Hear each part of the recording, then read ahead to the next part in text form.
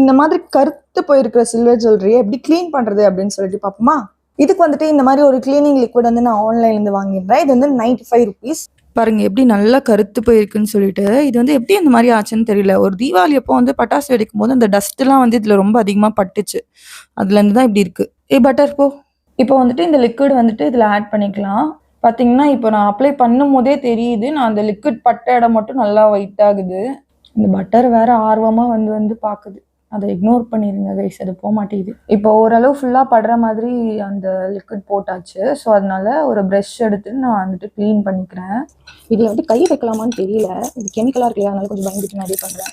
என்கிட்ட வந்துட்டு க்ளவுஸ் வேற இல்லை, இந்த பட்டர் வேற குறுக்க வந்து இதுக்கு இப்போ இதை பார்த்தா இது வந்து சவுண்டில் விளையாட்டு போடுற மாதிரி இருக்கு போல, அதனால வந்து வேடி பார்த்துட்டு இருக்கேன்.